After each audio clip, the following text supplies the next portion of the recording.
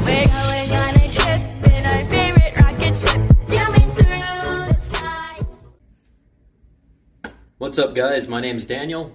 Feel free to smash that like button, hit the subscribe button. It's completely free, it costs you nothing. If you feel like donating, there's a way to do that down in the description. I love to have my back scratched. I like giving free information, but it also feels good to have a little bit returned to me as well. So, I also have a Facebook page if you guys want to check that out, or you have questions, or you just want to join, post your bike, whatever, talk about things. That link is also in the description. I have my PayPal link in there if you want to send a donation to buy me a cup of coffee, whatever. It also helps support the channel. So without further ado, let's get started. Hopefully I get to help you guys out today. Let's get going.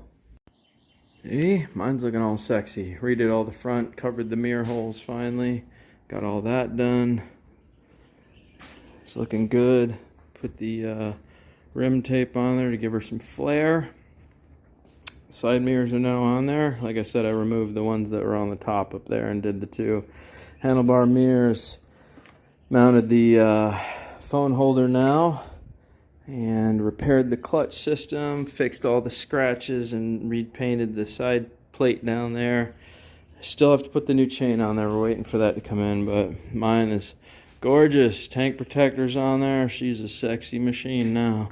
Just took a little bit of time, energy, and effort, pulled her together. Was going to replace the panel kit, but I think I did a pretty darn good job pulling this thing together. I do have a blue windshield coming for this. Let me show you the new one I just picked up. Got this 2012 Ninja 250R. Wide body Ninja 250R. Already has custom exhaust. It's missing two side panels. I have the seat in the back, so I'll order two side panels for this. I also noticed that the air filter cover is missing, and I did notice that the radiator cap has a interesting temporary cap on there that they designed. But other than that, oil's been changed. I can tell it's got fresh fluid in it, and I managed to hear it turn over. I've got a key and a title.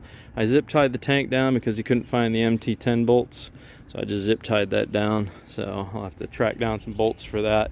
And the chain's going to have to be replaced, and probably the battery. Other than that, I think we're going to be good to go. Going to have to take a look at the petcock, see what's going on there. Everything else seems to be in fairly reasonable shape. Shifting, clutch feels good, the brakes are working, so shouldn't take too much to get this puppy up and running again. And back on the street, I see he put a rear seat eliminator kit on there. Not really a fan of these. It looks kind of cool on this bike, I guess. Chain guard's still there, but yeah, that chain is, whoo boy, that chain has seen better days. I think I have one. I think this is a 525 120 link. I think I have one in my garage that'll fit this bike brand new. Alright, I just put air in the tires. It was very hard to push around without air in the tires. So now we're going to push it over to the service side over there, put it on the battery tender, give the battery a blast and see what it does. If not, I have a jump box for testings, but I'd like to hook it up to a battery source and see if the batteries are coverable. And if it is, awesome. If not, well, it is what it is. But yeah, let me push her over to the other side, and then we'll spray some starter fluid in this thing, kick it over, and see what it does. Well, the plus side, the battery might be salvageable. It is taking a charge. It's pretty low, but it's taking a charge. If it was not capable of charging, it wouldn't even make the attempt. It would turn on for a second, then cut off, and let me know that it's way too past voltage to even attempt it without burning the battery up. So, anyways, should have power now. There you go. So we can easily tell that it's getting voltage at this point. That is another big plus.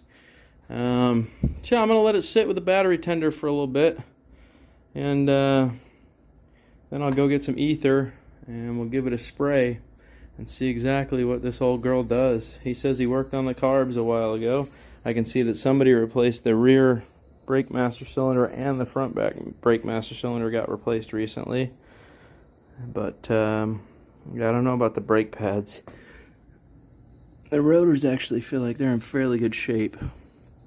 No leaking forks. That was another huge plus. I was happy that it didn't have leaky forks. So I don't really know what it's going to take to get this going, honestly.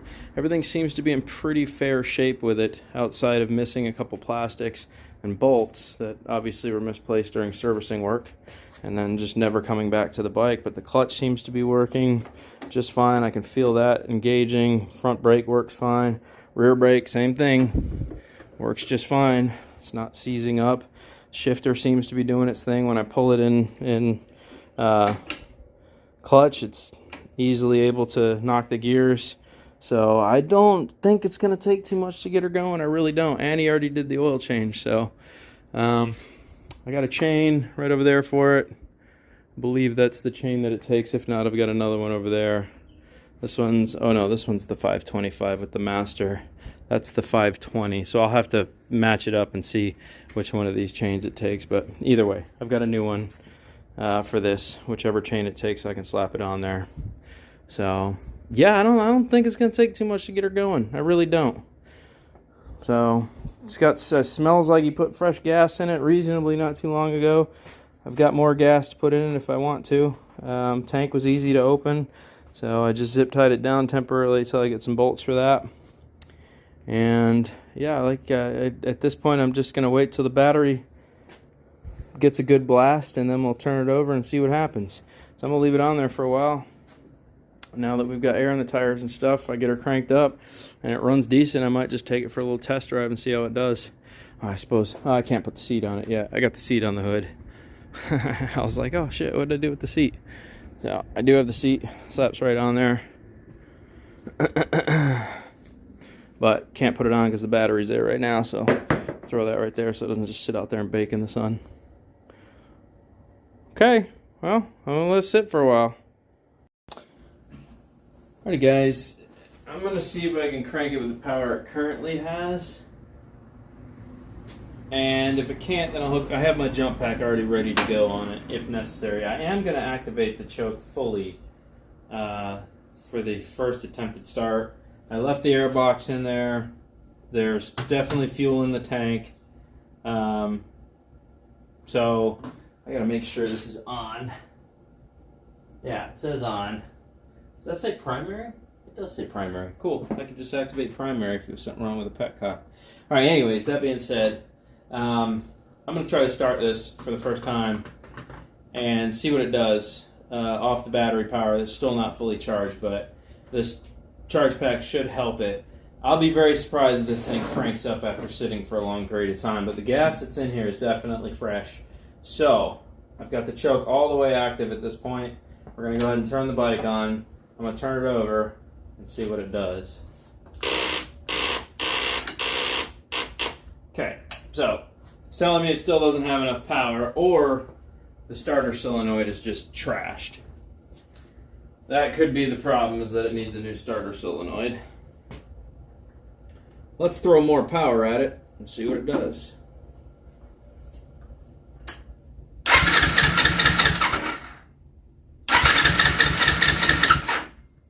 I don't want to heat this battery up too fast. Okay.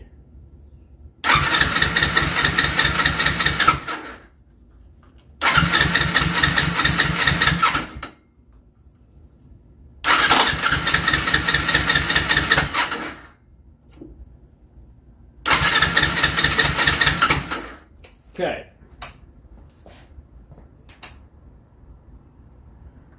Let's spray a little starter fluid in there and see what happens. What do you say?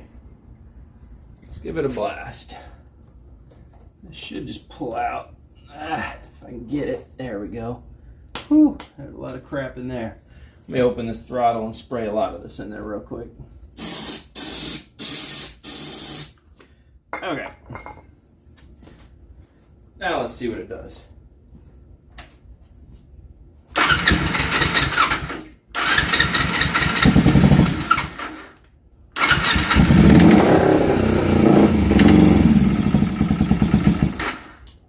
Okay.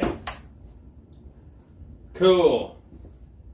It is starting up. I'm going to add some fuel to it and see what happens.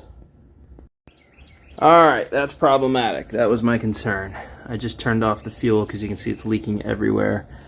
And yeah, so something is leaking. If I had to take a guess, probably carbs. Most likely these carbs need a lot of love and being addressed. So yeah, as soon as I activated primary, she started just leaking. So these carbs are not getting any fuel. That's what's happening. The bike will easily start up on ether. It doesn't like it, but it does. So it's got good compression. Both cylinders were definitely cranking. So we have some carburetor work to do because obviously as soon as I activated primary, which allows all the gas to start flowing down right into the carbs, obviously the floats are sticking and the needles are allowing fuel past them and everything's just filling up, and then it has nowhere to go except for the overflow on both carbs. So this tank is coming off and those carbs are coming out. But we heard it run. That's what matters. So I'm going to let this battery sit on here or this charger sit on here until tonight and see what kind of charge it takes. Because right now it does not have the cranking power to actually turn it over. So I'm just going to let it sit on there for a while. I obviously have my work cut out for me with the tank and stuff, but it is what it is. It's not the first time I've worked on one of these 250Rs. So day one, this is where I'm going to stop. I'm going to let all this, I'm going to leave the, I'm going to go ahead and leave the garage open for a minute so that this thing can air out over here. And yeah, I had a feeling as soon as I activated primary, I'm like, I'm going to make you a bet those carbs start leaking. That's what I said in my head anyways. And sure enough, I looked down, there's a big puddle underneath the bike within a minute. So I was like, okay, yeah, we got stuck floats and all sorts of stuff happening in those carbs. So, yep, fun stuff. Let's go.